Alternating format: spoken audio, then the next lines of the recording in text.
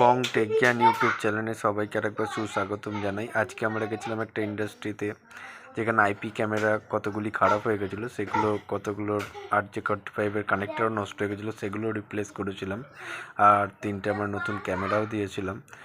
তো এখানে প্রথমে আমরা সমস্ত আইপিগুলো সেট করে পিওই সুইচে লাগিয়ে সব আইপি ক্যামেরাগুলোকে চেক করে করে দেখছিলাম যে সমস্ত লাইন এর ঠিকঠাক আছে কিংবা পিওই সুইচটাতে কোনো প্রবলেম আছে কিনা। তো দেখলাম ঠিকঠাকই রয়েছে। তারপরে এখানে একটা ক্যামেরার যে ক্যাট 6-এর তারটা হয় সেটা নষ্ট হয়ে গেছিলো। আমরা ক্যাট 6-এর তারটাকে বদলে দিয়ে এখানে নতুন ক্যাট 6-এর তার ফেলে এর ক্যামেরাটাও খারাপ হয়ে গেছিলো। তো ক্যামেরাটাকে আমরা এখানে নতুন করে ইনস্টল করে দিচ্ছিলাম। ইনস্টল করা একদম এখান থেকে অনেকটা দূর পর্যন্ত, এদের অনেক 30-34 মিটার পর্যন্ত, অনেক দূর দূর লেন্থ পর্যন্ত তার ছিল। তো তারটাকে নিয়ে এসে ক্যামেরার এখানে লাগাতে হচ্ছিলো। তো ক্যামেরাটা এখানে লাগানো হয়ে যাওয়ার পরে সমস্ত অ্যালাইনমেন্ট ঠিকঠাক করে আমরা এগুলোকে এখানে ইনস্টল করে দিয়েছিলাম। দেখুন কি সুন্দর ইনস্টল হয়ে গেছে।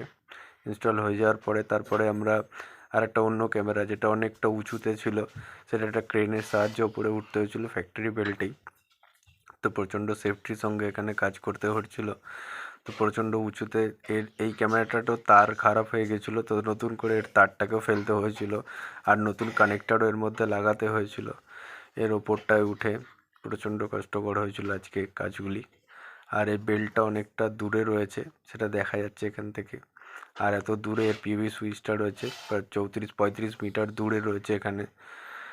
এখানটাতে এসে পিভি সুইচের এখানেও আমরা সব RJ45-এর যা কানেক্টার ছিল সমস্ত কিছু বদলে দিচ্ছিলাম, যাতে সব প্রমিনেন্ট ঠিকঠাক মতো কাজ করে।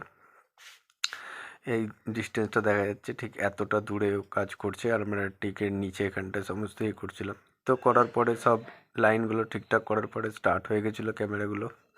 তো আজকের কাজ এই পর্যন্তই। আমাদের কাজ কেমন লাগছে অবশ্যই